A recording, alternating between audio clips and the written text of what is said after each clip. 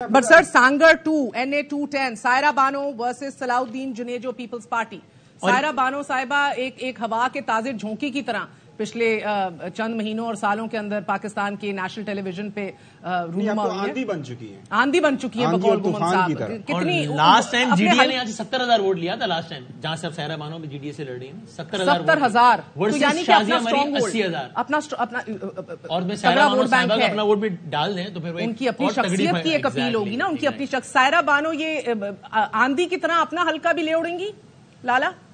हमारे टॉक नहीं, ऐसा कुछ भी नहीं होगा क्योंकि सायरा बानो लास्ट टाइम जो है वो मखसूस नशिस्त पे मुंतखब हुई थी और वो सिर्फ टेलीविजन की दुनिया में और टेलीविजन के प्रोग्रामों की दुनिया में तो जरूर एक अमली तौर पर मैंने कहा मैं माजरत बात तो कंप्लीट करने दे लाला को, फिर मैं माजरत कर लूंगी काशिफ से। जी, वो काशिफ साहब के प्रोग्रामों में तो ताजा हवा का झोंका जरूर थी, मगर वो पब्लिक में वहां पर ऐसा कोई ताजा हवा का झोंका नहीं है। वहां पर उनका जो मुकाबिल है पीपल्स पार्टी का उम्मीदवार, वो उनकी जो है वो खानदानी नशिस्त है, वो हमेशा वहां से जीतते आ रहे हैं। और जिस आपको पहले कहा, आपने जिस वोट का जिक्र किया था, ये नशिस्त जो है वो 2 हिस्सों में तकसीम हो चुकी है।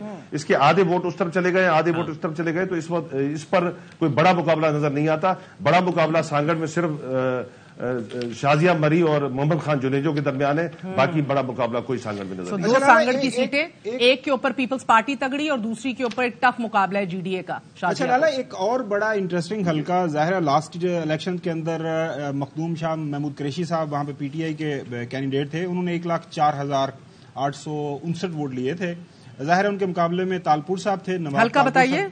ये है लास्ट इलेक्शन के मुताबिक हल्का नंबर 220 उमरकोट, और यूसुफ तालपुर साहब ने 1,64,000 लिए थे। अब यहाँ पे अब जाहिर है उनकी जो नॉमिनेशन खत्म होगी वो सजा के बाद, वो अब वो उम्मीदवार नहीं है, उनके बेटे हैं मेरे ख्याल में। तो यहाँ पे तो मेरे ख्याल में अब कोई बड़ी तब्दीली, वो जिस तरह एक बात की जा रही है कि कोई सिंपैथी वोट या कोई जो वेव है या कोई इस तरह का कोई आपको सरप्राइज मिल सकता है, या बस एज इट इज जो लास्ट इलेक्शन में रिजल्ट निकला था वही होगा? देखें खबर साहब, जिस इलाके का आप जिक्र कर रहे हैं उस इलाके में गौसिया जमात का बहुत बड़ा हल्का असर है। उनकी जमात को बहुत ज्यादा मानते हैं, पीरी मुरीदी उनकी बहुत ज्यादा है। इसलिए शाह महमूद कुरैशी साहब लास्ट टाइम जब खड़े हुए थे तो उन्होंने ये वोट, उनमें मेजॉरिटी वोट जो था उनके मुरीदैन का था। इस बार भी उनके बेटे वहां से खड़े हुए तो मुरीदैन का वोट तो 100% उनको जाएगा, मगर जो पीटीआई का वोट है वो वहां पर इस बार तकसीम होगा। उसकी वजह यह है कि पीटीआई के जो लोकल लीडर थे वहां पर, उन्होंने बड़ी तादाद में वहां पर पीपल्स पार्टी और दीगर पार्टियों में शमूलियत कर ली है। तो इसलिए वहां पर जो पीटीआई का अपना वोट बैंक बना था, वो वोट बैंक जो है वो वहां पर डिस्टर्ब हुआ है, डिस्पर्स हुआ है बल्कि, जबकि गौसिया जमात का वोट इंटैक्ट है अपनी जगह पर। उनके बेटे को पूरे का पूरा जाएगा, चाहे वो 50,000 हो, 60,000 हो, मगर नवाब यूसुफ तालपुर जो है उनको वहां पर कोई खतरा नहीं है, वो जीत जाएंगे। वहां पर वो उनकी आबाई सीट है और वो पूरे खानदानी तौर पर वहां से जो है वो तालपुर फैमिली जीतती आती है। उनको अब तक किसी ने भी वहां पर शिकस्त नहीं दी है। जी लाला, मुझे खैरपुर 202 का बताइएगा। नफीसा शाह वर्सेस अंबरीन मलिक। मैं खैरपुर गई थी फ्लड्स के दौरान भी, और 2 हफ्ते और फिर महीने बाद और फिर 2 महीने बाद भी उधर से अपडेट ली।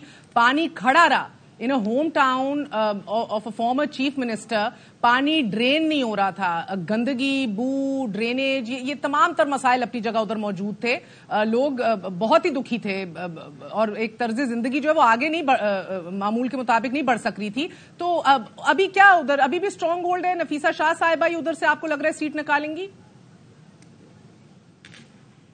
नफीसा शाह वहां पर बड़ी मजबूत कैंडिडेट है पीपल्स पार्टी की, और वहां पर पीपल्स पार्टी का अंदरूनी इख्तलाफ भी बड़ा है। यानी कायम अली शाह साहब और उस तरफ वसान, क्योंकि ये पहले सीट वसानों के पास थी, तो वसानों से जैसे ये सीट गई है तो उनमें भी इस बात पे बड़ा गम और गुस्सा है।